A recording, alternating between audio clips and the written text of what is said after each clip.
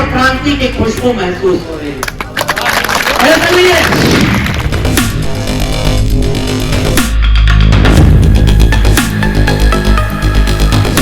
दिल्ली वाला सबसे बड़ा झूठा है।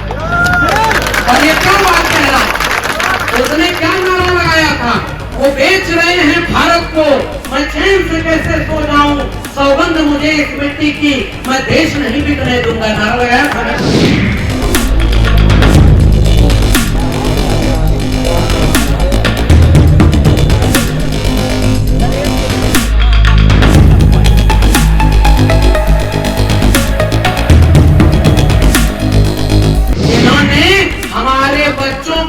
हमारे लिए पहला स्कूल खोलने के लिए घर छोड़ना पड़ा और लोगों की लाठी खानी पड़ी, गाली खानी पड़ी, और सावित्रीबाई फुले और ज्योतिबा फुले ने ये स्कूल खोल दिया। और आज हम जैसे हजारों लोग आंख में आंख डाल करके जालिमों से कहते हैं कि अम्बेडकर फुले अम्बेडकर पेरियार के बारे में, उस फुले की बात।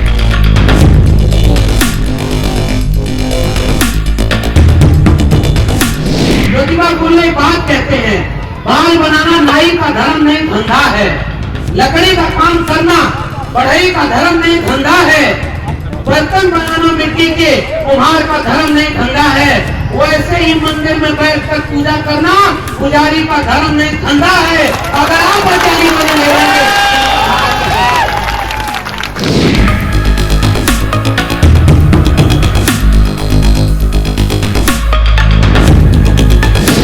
हमारे बच्चों के हाथ से शिक्षा छीनी जा रही, ये मेरी दूसरी गुजारिश है। कलम और किताब छीन ली जाएगी तो आप मानसिक रूप से गुलाम होंगे ना। आप में से कितने लोगों के बच्चे सरकारी स्कूल में पढ़ते हैं?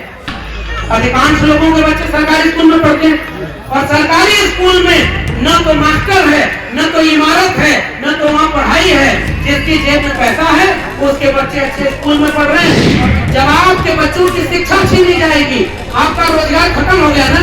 एक को हिंदू बनाने वाले आते हैं कि आओ तुम्हारे बच्चों को रोजगार दिलाएंगे।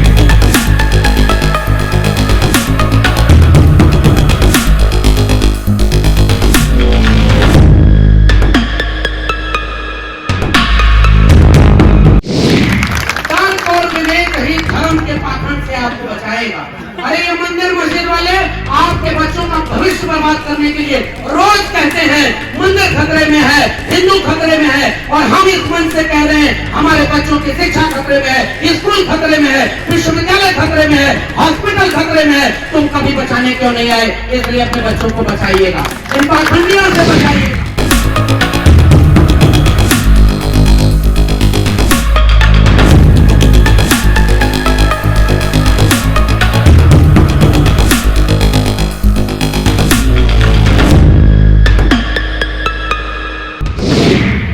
दूर दूर तक चलकर अपनी बातों को पहुंचाने का काम, लोगों को जगाने का काम कर रहे परम आदरणीय परम सम्मानित हमारे आज इसके कार्यक्रम के विशिष्ट जो दिल्ली से चलकर आए हैं प्रोफेसर साहब डॉक्टर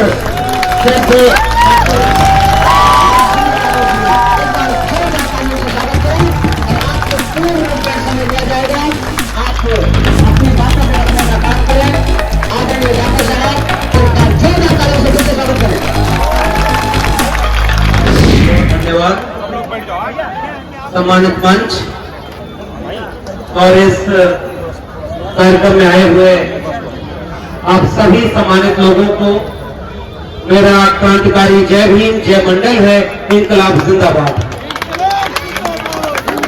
आज इस समय देश में एक तरफ हिंसा का उत्सव मनाया जा रहा है, उसी समय अहिंसा की बात करने वाले तथागत बुद्ध को याद करते हुए हम इस कार्यक्रम में आए हुए हैं। मुझे लगता है यही से स्पष्ट है कि इस देश में दो देश हैं, जो तीर तलवार और बंदूक की पूजा करते हैं, और दूसरी तरफ कुछ लोग हैं जो जीवों पर भी दया करने की बात करते हैं। ऐसे तथागत बुद्ध को हम याद कर रहे हैं। और आज मैं एक ऐसे मंच पर हूं जहां पहली बार एक बड़ा दिलचस्प प्रयोग है कि 3 बत्ती चल रही है, जैसे लगता है ना ऑपरेशन थिएटर में ऑपरेशन थिएटर में भी मरीज गया, इलाज हो रहा है और ऑपरेशन हो रहा है। मुझे आज ये मंच ऐसे ही एक ऑपरेशन थिएटर की तरह लग रहा है कि समाज में जो जो बुराई है उसका ऑपरेशन यहां से किया जाए और इससे बेहतर ऑपरेशन और क्या होगा।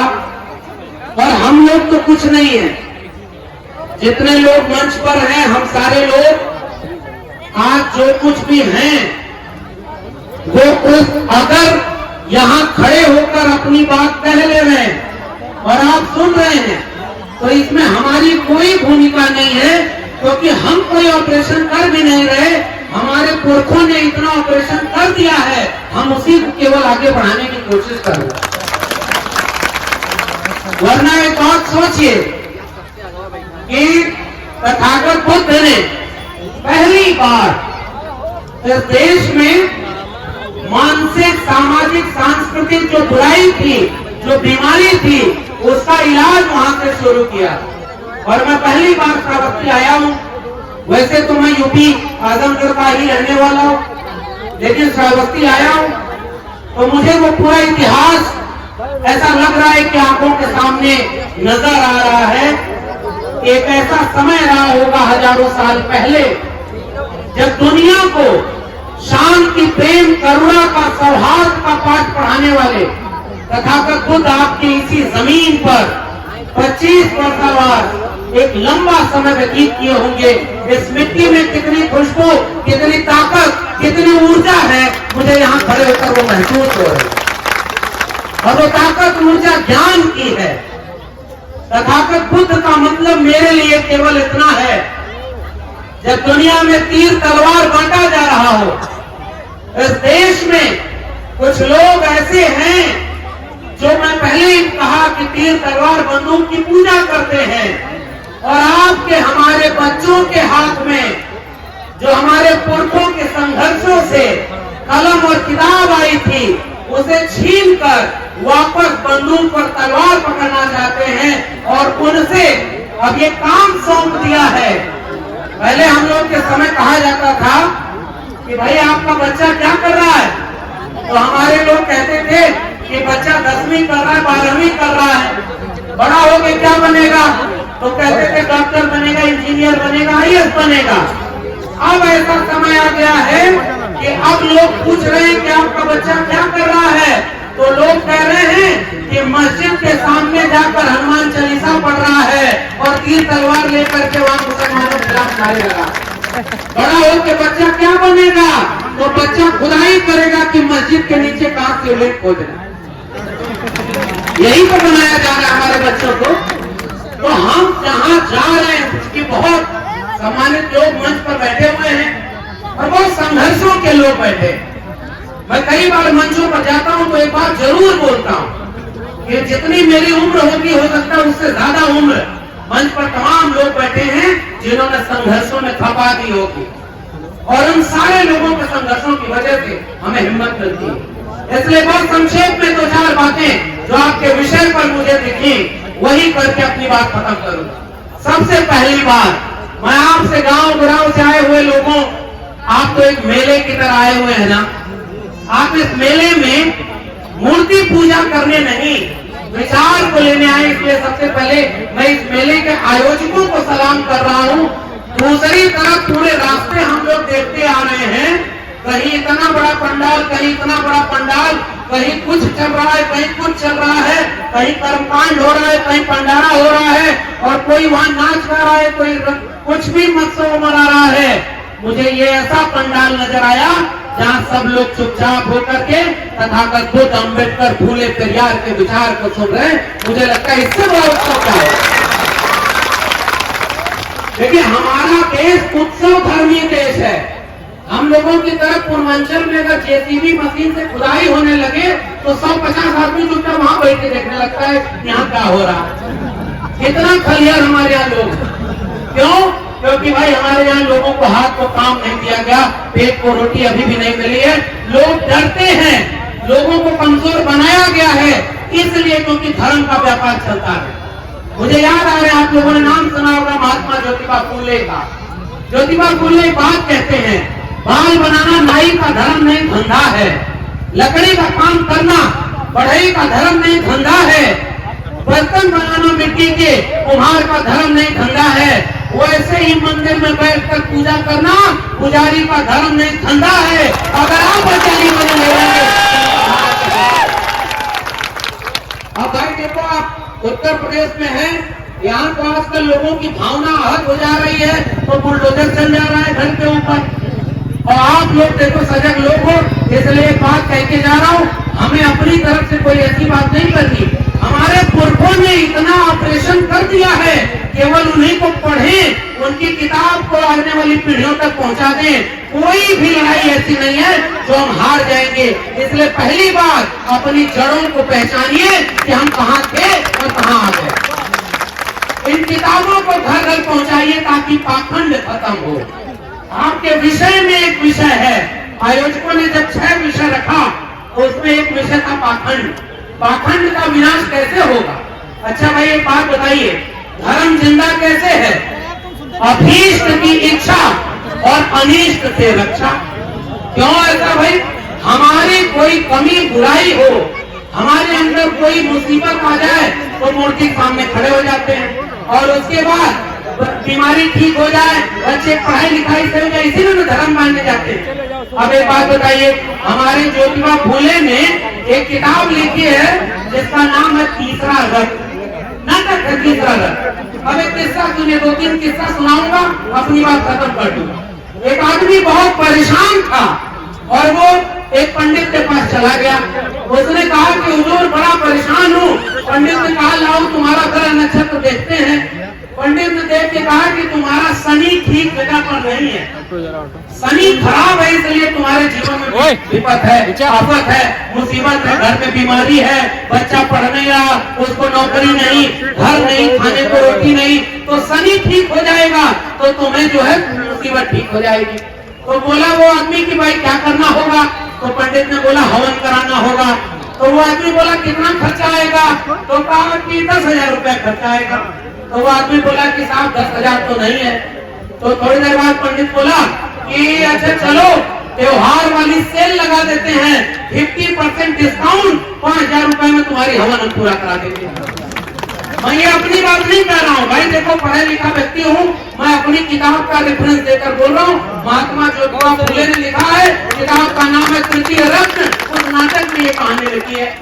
वही फूले जिन्होंने हमारे बच्चों के लिए, हमारे लिए पहला स्कूल खोलने के लिए घर छोड़ना पड़ा और लोगों की लाठी खानी पड़ी, गाली खानी पड़ी, और सावित्रीबाई फूले और ज्योतिबा फूले ने ये स्कूल खोल दिया। और आज हम जैसे हजारों लोग आंख में आंख डाल करके जालिमों से कहते हैं कि अम्बेडकर फूले, अम्बेडकर पेरियार के बारे में। उस फूले की बात बता रहा हूँ। तो वो आदमी गया तो कहा कि पंडित जी 5,000 रुपया भी नहीं है। तो उसके बाद वो बोला कैसे चलो 1,000 रुपए में तुम्हारी हवन करा देंगे। तो वो बोला कि 1,000 भी नहीं है। कोरोना में नौकरी चली गई, 12 करोड़ नौकरी जो गई उसमें हमारा भी था, घर में पैसा नहीं है, हवन कराएंगे कैसे? तो पंडित ने बोला कि अच्छा काम करो, 1,000 रुपए 100 रुपए दे दो, एक मंत्र दे देता हूँ, शनि जब पैसा हो जाए तो ठीक करा लेना, ये मंत्र ले लो। वो आदमी खड़ा होकर दोनों जेब निकाल कर कहा कि मालिक मेरे जेब में एक फूटी कौड़ी नहीं। नाराज होकर पंडित खड़ा होकर बोला कि जब तेरे जेब में एक फूटी कौड़ी नहीं है तो जा बेटा, शनि तेरा कुछ नहीं बिगाड़ सकता। सारा धर्म कहाँ से जुड़ा है? जेब से। कोई नोटबंदी हुई साहब, नोटबंदी में पुरानी नोट 500,000 की बंद हो गई। एक आदमी ऐसे ही भक्त था, कहा कि पूरे जन्म का गुनाहों की माफी चल के आ गई, बजरंग बली से मांग लेते हैं। और पुरानी वाली जो बंद हो गई नोट थी, धराधर मंदिर में चढ़ाने लगा। अचानक एक व्यक्ति बीच में आ गया और कहा कि अरे मूर्ख, ये नोट कैसी चढ़ा रहा है, ये नोट तो बंद हो गई है। तो वो आदमी बोला अरे भगवान को थोड़ा ही पता है कि ये नोट बंद हो गई। और सुनिए, उसके बाद वो जो बीच में आदमी आया था वो बोला कि भगवान थोड़े ही नोट लेता है जो उसको पता है, वो जो नोट लेता है उसको पता है कि 500 की नोट बंद हो गई है, इसको नहीं चढ़ावा चढ़ सकता। इसलिए धर्म का एक ही धंधा के जेब की पूंजी लेना। एक जादूगर आता है ना, अब तो उनका भी बिजनेस व्यापार खत्म हो गया। मदारी खेल दिखाने आता है, जमीन से मिट्टी उठाता है और जेब हाथ में रगड़ करके उस पे 20 पैसा 1 रुपया बना देता है और आपसे 10 रुपया ले जाता है। आपके मन में कभी ये नहीं आता कि अगर मिट्टी से पैसा बनाना होता तो ये गांव-गांव जाके जादू को दिखाता। अगर धर्म से इस देश को बचना होता तो जब भारत आजाद हुआ तब इस देश की आबादी थी 30 करोड़ और देवता थे 33 करोड़, फिर भी ये देश गुलाम क्यों था भाई? ये सवाल हमारा है। और इसलिए हम इस बौद्धिक और तार्किक मंच पर पहली अपील माताओं, बहनों, बुजुर्गों आपसे ये करने आया हूँ। मैं इतिहास आजमगढ़ का, हमारे पुरखे गाय भैंस चलाते थे साहब, हम लोगों को तो पता ही नहीं था कि एक दिन दिल्ली विश्वविद्यालय के प्रोफेसर बनेंगे और एक दिन आप जैसे लोग हमें बुलाकर सम्मानित करेंगे। मैं ये बार बार सोचता था कि हमारे घर वाले अगर मेहनत न करते तो हम यहाँ तक नहीं पहुँच पाते। ये सही बात है, मगर बाद में मुझे समझ में आया कि घर वाले तो बहुत लोगों की बहुत मेहनत करते हैं। अगर इस मुल्क में भारत का संविधान और मंडल कमीशन न होता तो मैं कभी यहाँ खड़ा नहीं होता और आपसे बात होता। इसलिए हमारे कंधों पर एक कर्ज है साहब। वो कर्ज ये नहीं है कि मुझे प्रोफेसर की नौकरी मिल गई, कोई डॉक्टर इंजीनियर बन गया, कोई जमींदार वकील बन गया तो वो अपने पूंजी भरने लगे और समाज को पीछे छोड़ दे। जहां हमको कहना हो वहां जय भीम बोले और अपने पेट के लिए खाएं। इसलिए माननीय कांशीराम का नारा पे बैक टू सोसाइटी और बाबा साहब का नारा मुझे याद आता है कि शिक्षित करो, संगठित करो और संघर्ष करो, बिना इसके समाज का कोई भला नहीं। और जो अपने समाज का भला नहीं कर सकता उन व्यक्तियों का कोई भला नहीं किया। इसलिए मैं अपनी जिम्मेदारी निभाने आया हूँ। मैं कोई नई बात नहीं कर रहा। पहली अपील मैं आपसे यही करने आया हूँ, आपके घर के बच्चों को धर्म की आड़ में दंगाई बनाया जा रहा है। हाथ उठाकर वादा करिए कि आप अपने घर के बच्चों को और अपने मोहल्ले के बच्चों को कहीं भी त्रिशूल और तलवार वाला दंगाई नहीं बनाएंगे। हाथ उठाकर कहिए, ये हमारी जिम्मेदारी है साहब, क्योंकि हमारे पुरखों ने, तथागत बुद्ध ने, बिरसा ने, बाबा साहब ने, मान्यवर कांशीराम ने, राम मनोहर लोहिया ने, बीपी मंडल ने जिसकी लड़ाई लड़ी, अहिंसा और प्रेम की लड़ाई लड़ी।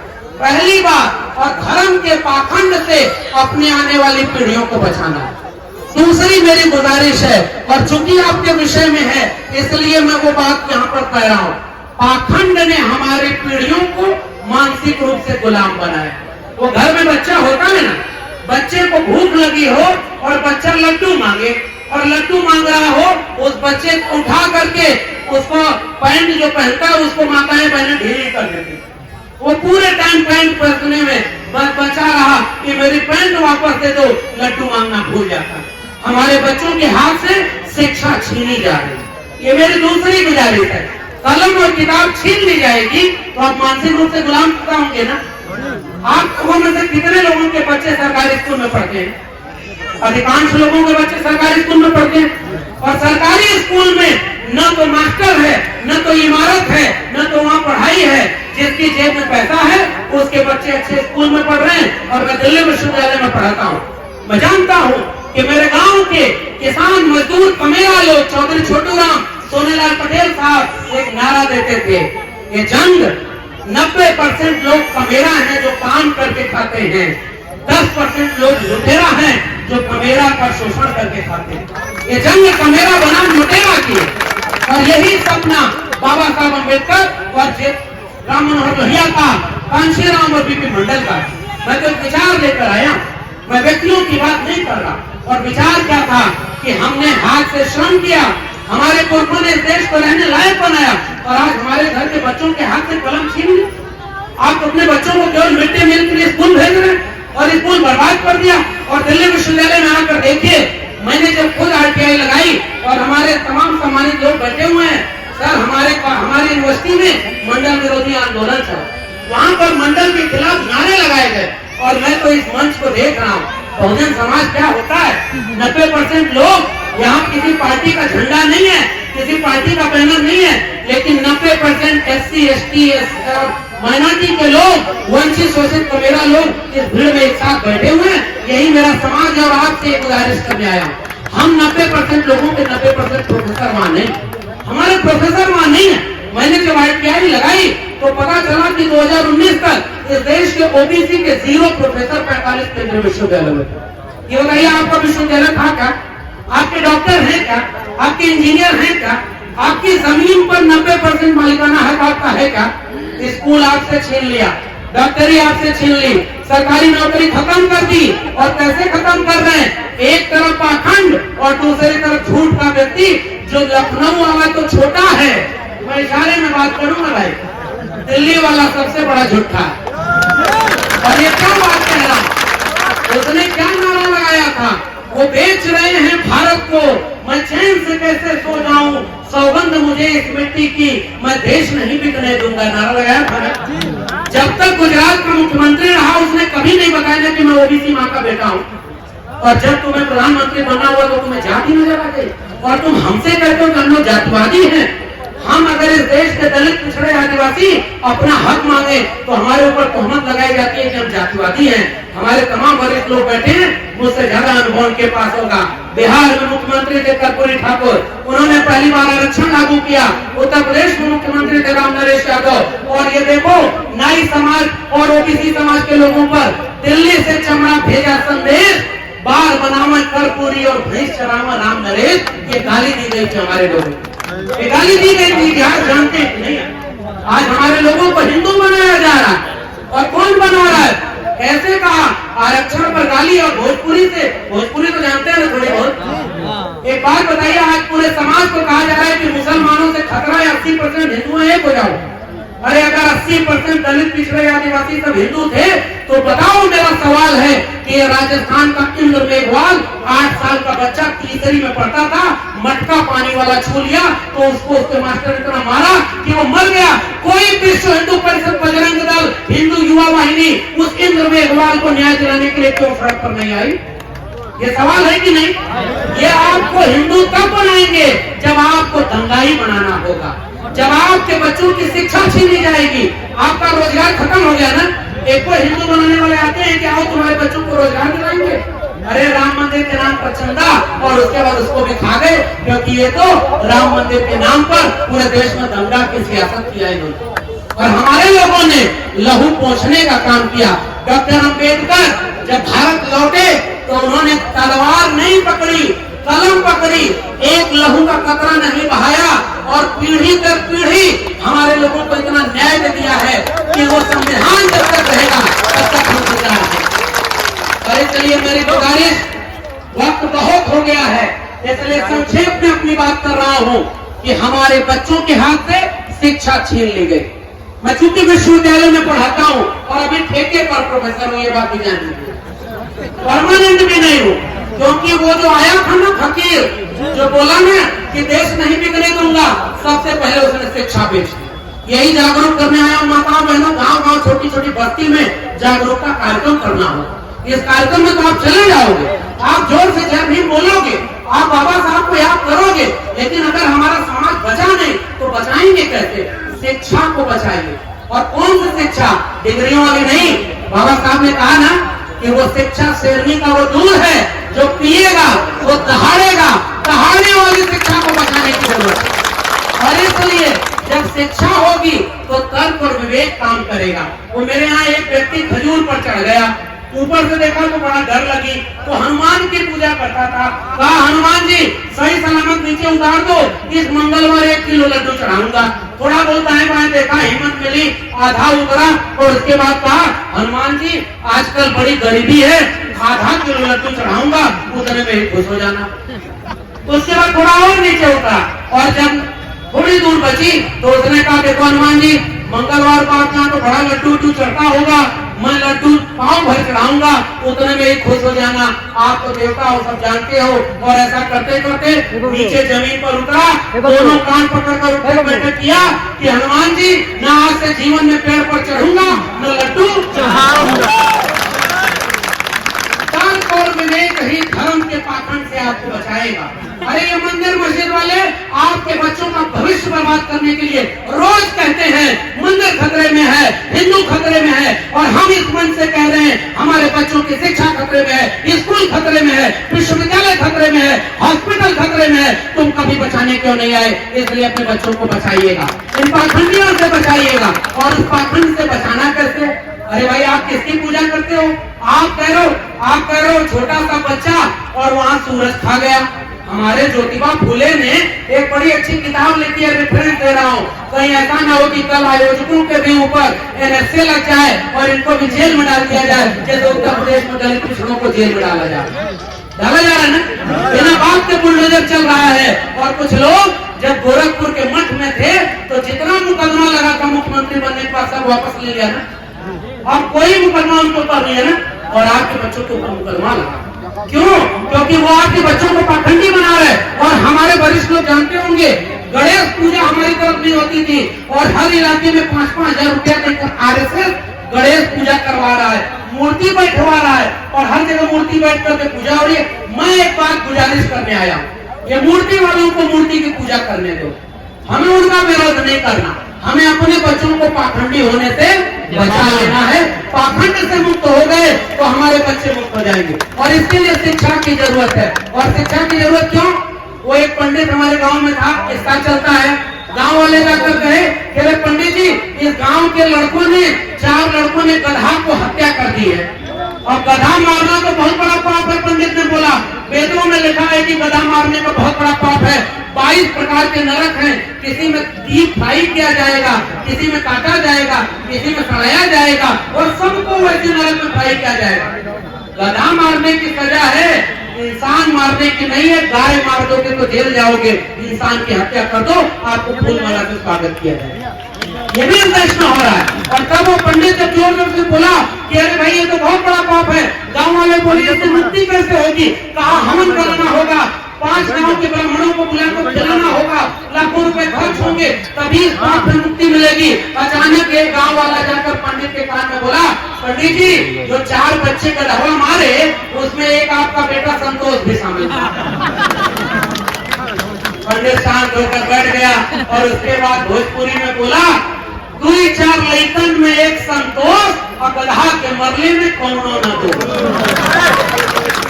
इसलिए पाखंड केवल तब तक जब तक हम पाखंड की पूजा करेंगे, तब तक पाखंड की पूजा करेंगे। इस देश में एक सिनेमा बना था, और उसके बाद एक देवी की पूजा होने लगी कि नहीं, बताइए किसका नाम? एक फिल्म बनी थी, उसके बाद उस देवी का मंदिर बन गया, संतोषी मंच से देखे आवाज आई। और छोड़िए, कोरोना में कोरोना माता का मंदिर बनाया कि नहीं बना? आप मेरे भाइयों, आखिरी बात कहकर विदा लूंगा, और सम्मानित लोगों को सुनना है। पाखंड से मुक्ति कब मिलेगी? जब शिक्षा मिलेगी। शिक्षा कब मिलेगी? जब स्कूल कॉलेज विश्वविद्यालय बचेगा। लेकिन कैसे बचेगा? आपसे देवालय और शौचालय पर वोट लिया जा रहा है, तो स्कूल कॉलेज विश्वविद्यालय ही तो बर्बाद किया जाएगा ना, बर्बाद किया जाएगा ना। और 5 किलो अनाज और 500 रुपया में आपसे कहा जाएगा वोट दे दो, जैसे लगता है कि आप अपने बच्चों का भविष्य गिरवी रख रहे हैं। संविधान को खत्म किया जा रहा है, और उत्तर प्रदेश के लोगों, आप पर सबसे बड़ी जिम्मेदारी है। माना कि अयोध्या, मथुरा, काशी भी आपके यहाँ ही है, सांप्रदायिक तनाव भी आपके यहाँ है, रोज दंगा कराया जा रहा है, लेकिन अरे उत्तर प्रदेश के 90% कमेरा लोगों, अरे कुछ देर के लिए भूल जाओ कौन कुर्मी कोयली अहिर गड़िया पड़ती है, कौन कुम्हार लोहार पढ़ाई नाई मोची है। आओ इस मुट्ठी को ऐसे बांधते हैं कि हमारा भी जाति के नाम पर शोषण हुआ, तुम्हारा भी जाति के नाम पर शोषण हुआ, हमारा भी जमीन छीनी गई, आपके पास भी जमीन नहीं, हमारे पास भी शिक्षा नहीं। ये SC ST OBC करते रह जाएंगे, और हमारे बच्चों को, वो भैंस चराने वाले आते थे ना गाँव में, अंधेरे में अमावस्या में भैंस चुराते थे, और भैंस बचाने वाले गले में घंटी बांधते थे, घंटी बजती रहती थी, घर वाले सोते थे, अचानक चोर आते थे चुराने, घंटी लेकर एक चोर पूरब भागता था, तो भैंस लेके बाकी चोर पश्चिम भागते थे। अंधेरे में घर वाले किधर जाएंगे? जिधर घंटी की आवाज आ रही है, पूरा गांव घंटी के पीछे भागता चला गया, और अंत में चोर घंटी फेंक कर भाग गया। और जब हम गांव वाले पहुंचे तो उनके हाथ में क्या मिले? और चोर भैंस चुराकर। मेरे देश के लोगों, आज आपके बच्चों की शिक्षा, आपके बच्चों का रोजगार, आपके घर का नून तेल रोटी, आपके सर की छत, आपका हॉस्पिटल, सब कुछ की भैंस चुरा ली जा रही है और घंटी बांध दी गई है। रोज हिंदू मुस्लिम करो, रोज मंदिर मस्जिद करो और आपका हक लूटा जा रहा है। यही है संविधान बचाना। मैं आखिरी वाक्य कह रहा हूं, संविधान अगर नहीं बचाना तो पता नहीं ये मेला भी कितने दिन लगेगा। कल को कह दिया जाएगा कि आपकी मेले से हमारी भावना आ सकती। इतिहास बदला जा रहा है। पृथ्वीराज चौहान मोहम्मद गोरी को मार दिया, पता नहीं। कुछ दिन बाद आप पता करेंगे कि विष्णु का 11वां अवतार 2014 में एक आदमी, छोटा सा बच्चा गुजरात में था, तो वहां देखा भगवा झंडा तालाब में चला गया। वो गया, भगवा झंडा भी ले आया और बगल में मगरमच्छ का बच्चा भी डरा के ले आया। उसके बाद बच्चा 35 साल भीख मांगने चला गया। भीख मांग के आया तो आरएसएस में चला गया और वही बच्चा बड़ा होकर 2014 में भारत का प्रधानमंत्री बन गया। और ये झूठ पढ़ाया जाएगा और आपके सिलेबस में लिख दिया जाएगा कि वह विष्णु का अवतार था, हम और आप कुछ नहीं कर पाएंगे। कल को कह दिया जाएगा सम्राट अशोक इस देश के राजा नहीं थे, क्योंकि आज भी बुद्धिस्ट इमारतों के ऊपर ही तो पाखंडी हिंदुत्व का मंदिर खड़ा है। और मैं तथ्य के साथ बोल रहा हूँ, मैं सर गया था सिरपुर, छत्तीसगढ़ में बुद्धिस्ट इमारत है। आखिरी एक किस्सा मैं सुना के जा रहा हूँ, हम लोग इस को सुनेंगे। वहां सिरपुर में दुनिया का सबसे बड़ा और पुराना बुद्धिस्ट स्थल, और वहां 10,000 विद्यार्थियों को, तथागत बुद्ध का मतलब क्या है मेरे लिए समझिए, 10,000 विद्यार्थियों को 2000 साल पहले स्कूल कॉलेज की तरफ पढ़ाया जाता था और डिग्री बांटी जाती। आज हमारा, अच्छा एक बात बताओ, आप घर घर आप पंडाल लगवा रहे हो, और एक बार जाके पूछो पंडाल वालों से कि आपके इलाके का स्कूल बर्बाद हो गया, पंडाल वाले को भी स्कूल का चंदा देने को नहीं है। और ये काम सिरपुर में किया गया। बुद्धिस्ट इमारत थी ना, उसके ऊपर मंदिर बना दिया गया और उसके जैसे बुद्ध का ऐसे बट है और उसके नीचे शिवलिंग का पाठ बना दिया गया और नीचे लिखा है कि वहां सबसे पुराना शिवलिंग। वो पूछा जाता ना, हमारे इलाके में एक व्यक्ति जमीन कब्जा करने के लिए जमीन कब्जाया और उस पर लिखा प्राचीनतम शिव मंदिर। आपको मजाल नहीं है कि वहां जाकर जमीन को कब्जा चला लीजिए। इसलिए मैं केवल ये कह रहा हूं कि वो काम जो सिरपुर में हुआ, 2 लोगों का मंदिर है, राम और कृष्ण, राम और लक्ष्मण का, क्योंकि मेरा नाम भी लक्ष्मण है, लेकिन इसमें मेरा कोई दोष नहीं। ये नाम मैंने नहीं रखा, मेरे घर वालों ने रखा है। लेकिन अब मैं लक्ष्मण अगर हूँ तो मैं राम के नाम पर जो झूठ और राम के नाम पर जो हत्या का वातावरण है, इसके खिलाफ खड़ा होकर मैं उस राम को याद करूंगा जो कबीर याद करते थे। एक राम दशरथ का बेटा, एक राम है घर घर लेटा, एक राम का सकल पसारा, एक राम सब जग के नारा। और उस कबीर ने मुझे ताकत दी है। पाथर पूजे हर मिले तो मैं पूजू पहाड़, ताके ये चाकी भली पीठ का सरदार। और पाथर पाथर जोर के मस्जिद लई चुनाए, ताचर मुल्ला बात दे क्या बहरा हुआ खुदाए। अरे इन दोनों राह न पाई, हिंदुन की हिंदुआई देखे तुर्कन की तुर्काई। अरे इन दोनों राह न पाई, वो कबीर मेरे अंदर सांस लेते, वो रैदास मेरे अंदर सांस लेते हैं कि जब केलन के पास के पास में पास, तब मानुष के जात के जात जात में जात, रविदास मानुष न जुड़े जब तक जात में जात। आइए संकल्प लेते हैं, जाति के विनाश का जो मिशन डॉक्टर अंबेडकर ने, डॉक्टर लोहित ने, महात्मा फूले ने छेड़ा था, उस मिशन को आगे बढ़ाना है, जाति का विनाश करना है और ताकि एक प्रबुद्ध भारत बनाना है, विवेकशील भारत बनाना है, एक तर्क और वैज्ञानिकता का। और आपसे कोई पूछे कि तर्क और वैज्ञानिकता क्या होती है, तर्क और वैज्ञानिकता वही होती है। आखिरी किस्सा, वो एक व्यक्ति जब दादाजी मर गए तो वो पंडित बुलाया और कहा कि इनकी आत्मा को मुक्ति कैसे मिलेगी। उसने कहा कि आत्मा ऊपर बैठी हुई है, आप हमें गोदान करो, उनकी दादाजी की मुक्ति हो जाएगी। कुछ दिन बाद पंडित फिर लौटा और उसके बाद वो आदमी बोला कि अरे बाबा जी, वो हमारे दादाजी कैसे हैं? तो कहा कि बड़े मजे में हैं, लेकिन रात में उनको नींद नहीं आती है, एक चारपाई मिल जाती तो वो सोते। तो पिताजी ने, क्योंकि पाखंड मानते थे, पिताजी स्कूल में अपने बच्चे की फीस के लिए पैसा नहीं देंगे, लेकिन ज्योत पुत्र का व्रत और शिव चर्चा, सत्यनारायण भगवान की कथा और इस पंडाल लगाने के जरूर चर्चा दे देंगे। और वही पिताजी जब खटिया दे दिए पंडित को तो पंडित लेके गया। उसके बाद कुछ देर बाद पंडित फिर लौटा। पंडित ने कहा, पंडित से पूछा उन्होंने कि अरे भाई, आपके मेरे दादाजी कोई दिक्कत? तो कहा नहीं, बड़े आराम से हैं, चारपाई पर बड़ी अच्छी नींद आती है और बड़े आराम से रहते हैं, गाय का दूध पीते हैं और उनको बाजार जाने में दिक्कत होती है, साइकिल मिल जाती तो बड़ा अच्छा। पिताजी तुरंत साइकिल घर के दे दिए और उसके बाद तीसरी बार जब वो पंडित लौटा तो पिताजी ने पूछा कि दादाजी कैसे हैं? तो पंडित ने बोला बड़े ही मजे में हैं, गाय का दूध पी रहे हैं, चारपाई पे सो रहे हैं और साइकिल से दोनों बेला बाजार जा रहे हैं। और वहीं उनका पोता बैठा था, कह रहा पंडित झूठ बोल रहे हैं, ये तीनों चीज हमारे बाबा जी को मिली है। तुरंत वो लड़का बोला, पंडित महाराज खड़ा हुआ, कह रहा कैसे पता? तो लड़का खड़ा होकर कहा कि देखो हमें दादाजी ने चिट्ठी भेजी है कि तुम्हारी भेजी हुई गाय, तुम्हारा भेजा हुआ चारपाई और तुम्हारी भेजी हुई साइकिल हमको नहीं मिली। पंडित गुस्सा में पूछा, ये चिट्ठी तुम्हारे पास किस रास्ते आई? वो बच्चा बोला, उसी रास्ते जिस रास्ते तुमने साइकिल भेजी थी, चारपाई भेजी। पाखंड से मुक्ति, भारतीय संविधान अनुच्छेद 51A ये दावा करता है कि इस देश में तार्किक वैज्ञानिक सोच पैदा करना। दुनिया चांद पर जा रही है, नासा वाले दुनिया को नया वैज्ञानिक दृष्टिकोण दिखा रहे हैं और हमारे यहाँ कहा जा रहा है कि मस्जिद को खोजोगे तो सिर्फ मिलेगी। बताओ आखिरी वाक्य, क्या हमारा आरक्षण कोई मुसलमान छीन रहा है क्या? कोई हमारा आरक्षण कोई दलित छीन रहा है क्या? कोई पिछड़ा छीन रहा है क्या? हमारा आरक्षण बर्बाद क्या कोई मुसलमान कर रहा है क्या? सरकारी नौकरी बेचने वाला कोई मुसलमान था क्या? सरकारी जमीन बेचने वाला कोई मुसलमान था क्या? सारी हमारे हक को छीन करके भगवा संविधान लहराने वाला कोई मुसलमान है क्या? संविधान की प्रतियां मेरे दिल्ली के सड़कों पर जलाने वाला कोई मुसलमान था क्या? हमारे बच्चों को कह रहे हो कि मुसलमानों से खतरा है? नहीं भाई, खतरा किससे है? मनुस्मृति को मानने वाले और संविधान का विरोध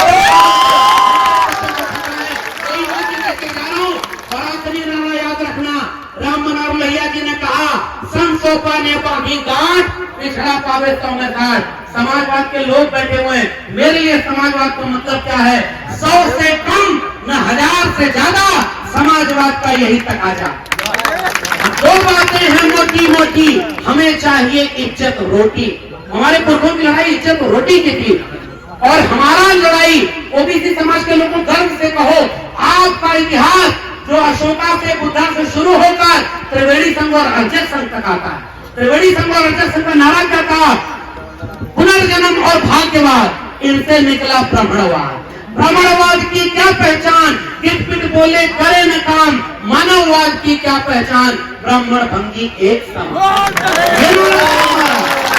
और कब सुनाने को याद कर रहा हूँ जो लोहिया जी ने कहा कि संतोपा ने माभी गांठ, पिछड़ा पावे सौ में साठ। ये आखिरी सूत्र है मेरा।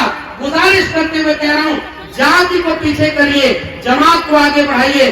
चौधरी छोटू राम, जगदेव बाबू, राम स्वरूप वर्मा का नारा, त्रिवेणी संघ का नारा, 100 में 90 शोषित हैं और शोषितों ने ललकारा है, धन धरती और राजपाट में 90 भाग हमारा। यही 90 भाग चाहिए।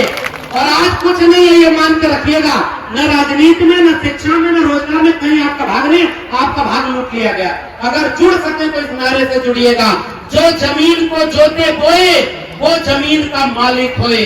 राष्ट्रपति की हो, राष्ट्रपति का बेटा होया, चपरासी की हो संतान और टाटा बिरला अंबानी, सबको शिक्षा एक समान। अंबानी का नाम याद आया? देश बेचते बेचते एक फकीर ने अपने दोस्त को दुनिया का दूसरा अमीर आदमी बना दिया और आपको कह दिया 80 करोड़ लोगों 5 किलो अनाज और 500 रुपया पर वोट हमको देना। आएंगे 24 में फिर वोट मांगने।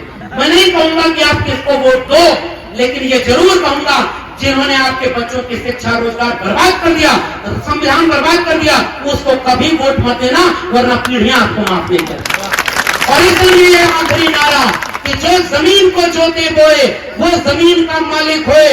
राष्ट्रपति या भंगी की संतान, सबको शिक्षा एक समान और सबको शिक्षा सबको काम, वरना होगी नींद हराम। और सबको शिक्षा दे न सके जो, वो सरकार निकम्मी है और जो सरकार निकम्मी है वो सरकार। यही गुजारिश सामर्थ्य के लोगों, तथागत बुद्ध का कर्ज है हम पर, अशोका का कर्ज है हम पर, बुद्धा पेरियार का, फूले अम्बेडकर का, लोहिया कांशी राम का कर्ज है हम पर। उन्होंने तो हमें ये विरासत दी कि उनको याद कर रहे हैं। 25 साल बाद हमारे बच्चे अगर जो भारत पाएंगे और उसमें संविधान अगर नहीं रहा, सरकारी शिक्षा नहीं रही, सरकारी रोजगार नहीं रहा, तो हम तो अपने पुरखों पर नाच करते हैं, हमारी आने वाली पीढ़ियां हम पर शर्म करेंगी। इसलिए आज आंख खोलने का समय है। आपसी मतभेद भुलाने का समय है। हमारी नाक लंबी हो गई, दिल छोटा हो गया। आइए नाक को छोटा करें, दिल को बड़ा करें। और मैं एक आखिरी वादा, मैं ओबीसी समाज में यादव तबके से आता हूँ। बहुत लोगों ने अफवाह फैलाई, माननीय मंत्री जी, पूर्व मंत्री जी बैठे हुए हैं, आप सब बहुत अच्छे से जानते हैं कि सारा मलाई तो इन लोगों ने खा लिया। और मैं कह रहा हूँ जाति जनगणना करा दो, लाल बत्ती जल गई। जाति जनगणना कराओ, लाल बत्ती पूरे देश की जल जाएगी। सबको जितना जिसका हक है, जिसकी जितनी संख्या भारी उसकी उतनी यही अपील। हमारे लोग आओ, नेता देखिए 5 किलो अनाज पर 500 रुपया पर अगर हम वोट देंगे तो नेता भी हमें शिक्षा रोजगार पर वोट मांगने नहीं आए। इसलिए हमारा समाज, अगर समाज जागरूक हो जाए तो नेता की भाषा बदल जाती है। और अब उत्तर प्रदेश में भी मैं थोड़ी आलोचना तो करूंगा क्योंकि अभी राजनीतिक व्यक्ति नहीं हो। भाई आप भूल गए कि आपका घर गंगा जल से किसने धुलवाया था, ये याद रखना है। और कब ये मैं पूछ रहा हूँ ओबीसी समाज के लोगों, अगर वो मुख्यमंत्री होते हुए भी अछूत हैं तो ये ओबीसी समाज के लोग हिंदू कैसे हैं भाई, कैसे हिंदू नहीं है? और इसलिए मैं आपसे केवल गुजारिश करके बस अपनी बात विराम लूंगा कि किसी, चलो जो गलतियां हुई अतीत में छोड़ते हैं। आओ, डॉक्टर अंबेडकर और डॉक्टर लोहिया भी मिलकर काम करना चाहते थे, समाजवाद के लोग भी नारा बदल रहे हैं। आओ 24 में बहुजन समाज के 90% लोगों केवल एक काम करना। एक किस्सा जानते हैं, कुल्हाड़ी जब जंगल की लकड़ियों को काटने गई तो कुल्हाड़ी के पक्ष में माहौल कैसे बनाया गया पता है? जंगल की लकड़ियों को बताया गया कि कुल्हाड़ी की हाथ में जो लकड़ी है वो आपके बीच की है, और जंगल की लकड़ियों ने कुल्हाड़ी का साथ दे दिया और पूरे जंगल की लकड़ियां खत्म हो गई और जंगल नहीं बचा। हमारे बीच के कुछ लोग जिन्हें मान्यवर कांशीराम कहते थे, चमचे बन गए, वो उनके खेमे में खड़े और वो आपसे आपकी जाति आगे करके वोट मांगने आए। आप उनसे मत कहना कि हमें आपका वोट नहीं चाहिए।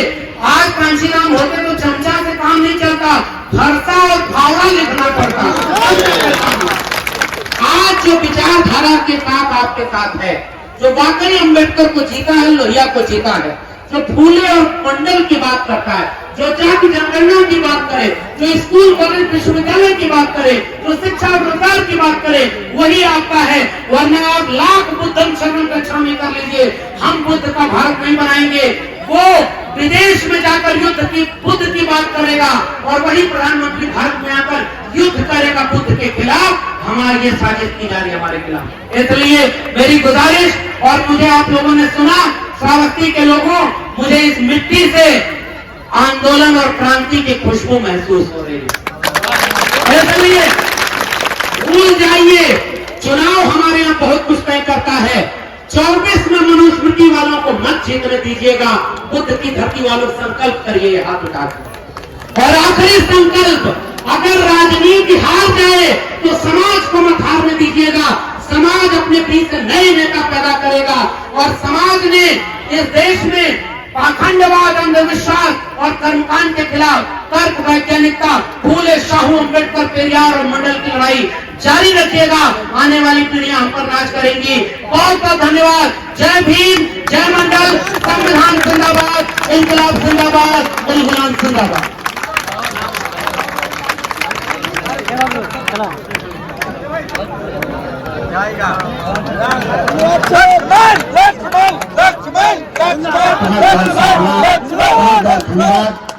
आदरणीय प्रोफेसर साहब को, आपने बहुत बेहतरीन तरीके से लोगों को समझाने का काम किया।